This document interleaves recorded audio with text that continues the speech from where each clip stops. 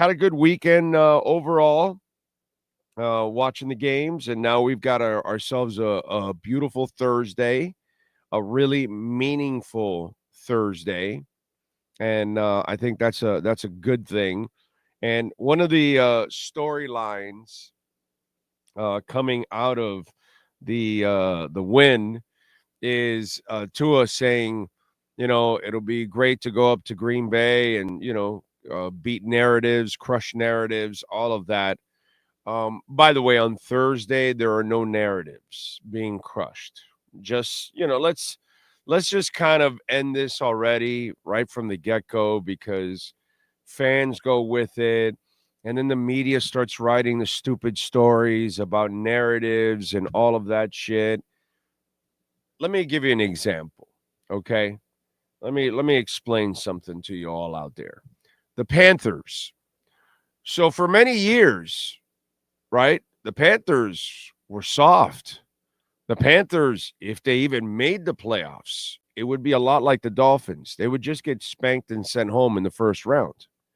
In fact, one year, just recently, they were so good, they were the number one team in the NHL in points. And they got eliminated right away. And we all looked at each other and said, well, they're soft. They can't play the type of hockey you need to play in the postseason. Was that not the narrative, Sean? Was that exactly? Two thumbs up from the man, the myth, the legend. That is the Sean Stanley. And so, did they shed that with when they came back against well, some of you that don't follow all sports, this is going to hurt you, of course. If you're an all sports guy like Sean and myself, then you are. But during that year, they fell behind like 4-0 against Boston and came back and won. Did that shed a narrative? No, they were still getting their asses kicked when push came to shove. So they won a big game for them. But what would happen every time they would face Tampa? They would lose. So was the narrative, shaken? No, not at all. But the last couple of years, what has happened now? They beat Tampa. They beat Boston. They go deep into the playoffs, and they even won a Stanley Cup. They shed that label once they started to do it on a habitual nature. So the only thing that's on the line on Thursday is a big game. The Dolphins don't win a lot of big games. They need to win this one. It's a big game for them just to get them to 500, to then give them the platform to get to the playoffs. They still are not there yet, but that's a first step. There are no narratives being torn down at all. And I know how the media plays the game, because now they write you up or talk you up to then tear you down. But I'm going to do it all for you already. They've already been torn down. They are doing nothing except winning a big game, because for the Dolphins, Thursday is a big game. Thursday is a huge game. Thursday is the biggest game of Mike McDaniel's young career, because we've watched him fold in these games and come up short. He has to start trying to win these games on a consistent basis. And if you win this one, doesn't mean you can win big games. It means you won one. And for us as Dolphin fans, my God, the team finally won a big game. That means something. But it doesn't mean anything like in the really big picture. All it means is you're able to climb back to the point that maybe you can put yourself in playoff position. That's all it really is. It's just a big game to get you back on track. If you're legit, you got to add more wins on top of that, more quality wins, and maybe now start getting into the playoffs. But that's a long ways away. First, you've got to win a big game a moment that you rarely do, a game in the cold that you rarely do, a game in prime time that you rarely do. It's not crushing any narratives. It's just taking a baby step in the direction of those narratives. Okay, you can have a lot of talent. The Dallas Cowboys have had some talent the last few years. They are the biggest choking mofos in the world. They have never crushed their narrative, right? They've never been anything respectable post Jimmy Johnson. All they've been is some kind of talking point and just puppet for Jerry Jones. But in the end, we all know they're full of hot air, right? Because it's been decades now that they've been in this kind of a rut. And if they win a big game, they're not crushing any narratives, and neither are the Dolphins. There are no narratives to be crushed on Thursday.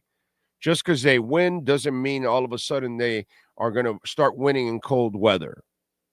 Just because they win on Thursday doesn't mean that they're a good team. It doesn't mean that they're going to win these kind of games constantly. It doesn't mean anything in that sense. It just means that you finally won a big game. That's it. That's all it is. It's a big game. It's a big moment for the team. It's a big moment for Mike McDaniel. It's a big moment for Tua, but it's only a moment. That's it.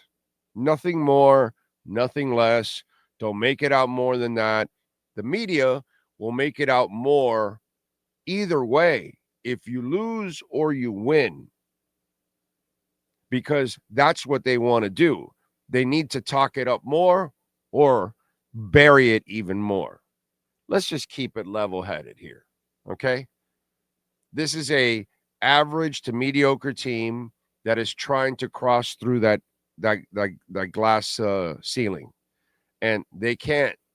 They have failed for 30 years to go through that glass ceiling. We'll see what happens. We'll see if Thursday night is the first step to try to get to that glass ceiling. It's the first step to try to crush narratives. It's the first step into getting into the point where you win a big game. See, the Panthers, even though they're in a funk right now, they've been winning all kinds of big games the last couple of years. And they won the biggest game of all, which is the championship. So they've crushed everything. That's how you do it. Not that you have to win the championship, but you do have to win big games against the best all the time. The Panthers can do that all the time. The Dolphins never do that. They've got to get to the point. Remember what we talked about. I'm consistent about this. It wasn't about beating Buffalo. It was about beating Buffalo consistently. They've dominated you like, what is it? Josh Allen is 12-1, 13-1, I think it is. Okay, well, you got to get to the point where you're 8-4 against them. I don't know about 13-1. I wish, but you got to get to the point where you're 8-4 against them. Not 6-6, not 8-8, not 4-4. No. You got to have a winning record against them. That's how you prove that you're back to, that you're crushing those narratives, that Buffalo owns your ass. If you beat Buffalo once, you didn't beat the narrative, dude. You got to start beating them often to beat that narrative. You got to start winning the division often to beat that narrative. You got to win in cold games often to beat that narrative. You got to win big games often to beat that narrative. There are no narratives on the line at all on Thursday. None whatsoever. All it is a big game, a big moment for the Miami Dolphins. It's another game for Green Bay.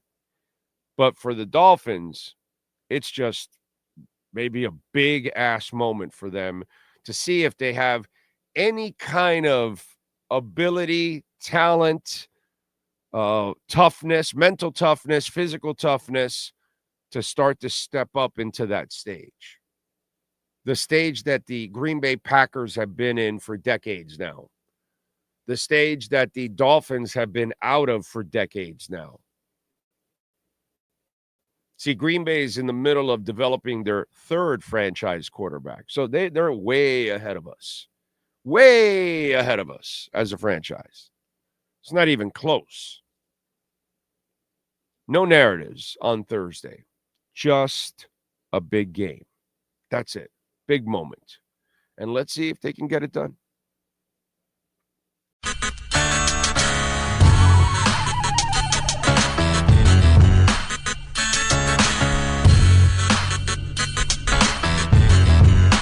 This is the Big O Show.